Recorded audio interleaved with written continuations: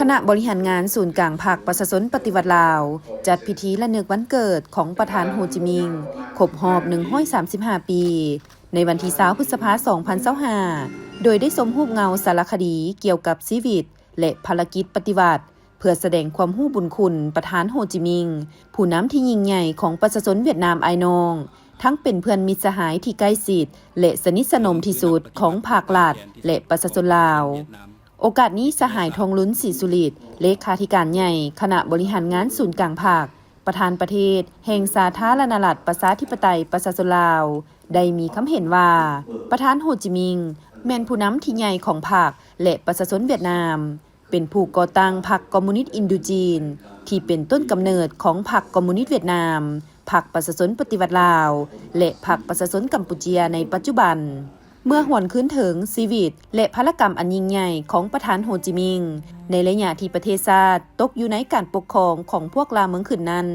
ประธานโฮจิมินห์ได้ยอมเสียสละทุกสิ่งอย่างออกจากบ้านเกิดเมืองนอนเพื่อไปซอกหาเส้นทางกู้ชาติโดยซอกเห็นลัทธิมาร์กเลนินและนำมาหมุนไซอยู่อินโดจีนอย่างประดิษฐ์สร้าง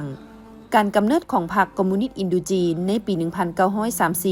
ที่ถือเป็นพลกรรมอันยิ่งใหญ่ของประธานโฮจิมินห์ได้สร้างขึ้นมาเพื่ออยากให้มีขบวนการต่อสู้ปฏิวัติขับไล่พวกลาเมืองขึ้นออกจากอินโดจีนและปลดปล่อยประชาชนผู้ออกแรงงานที่ถูกกดขี่ข่มหีดและกำลังจมอยู่ในความมืดมน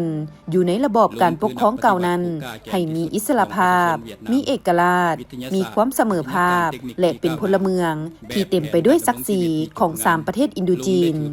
ซึ่งถือเป็นความมุ่งมั่นปรารถนาอันสูงส่งของประธานโฮจิมินห์โดยมีคำเว้าอมตะของเพิ่นเว้าว่า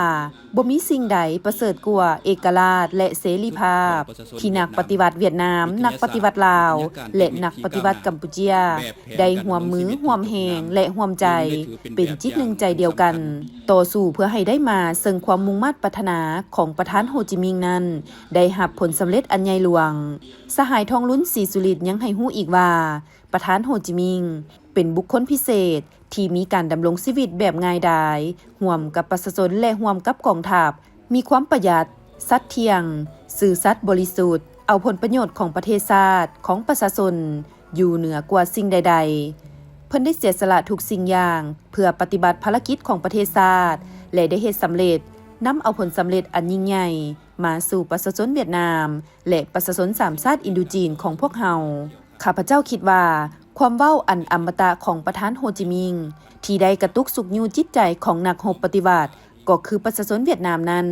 สวยเพื่อนคือกับสวยตัวเองอันนี้ได้กลายเป็นความจริงขึ้นมาการที่พรรคคอมมิวนิสต์เวียดนามประชาชนเวียดนามนักรบเวียดนามได้เข้ามาช่วยเหลือการปฏิวัติลาว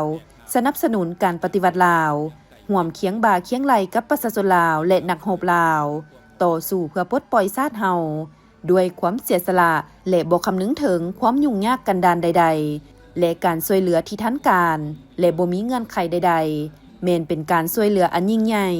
ความเสียสละของนักรบเวียดนามที่เอาเลือดท้าแผ่นดินลาวเฮาบ่จักว่าเท่าใดคนนั้นได้ประกอบส่วนสำคัญเข้าในการปฏิบัติปลดปล่อยชาติของลาวเฮาตลอดมาและในระยะที่พวกเขาดำเนินภารกิจปกปักรักษาและสร้างสรรค์พัฒนาประเทศชาตินี้ภาครัฐกองทัพและประชาชนเวียดนามก็บ่ได้ลดละในการสืบโตสนับสนุนช่วยเหลือลาวพวกเฮาบรรลุบรรดาเป้าหมายที่พวกเฮาวางไว้ต่อสู้อันดุเดือดเกี่ยวขัดของพวกเขานั้นลุงได้เคียงบ่าเคียงไหลใกล้ชิดติดพันตลอดมาความอบเอื้ออารี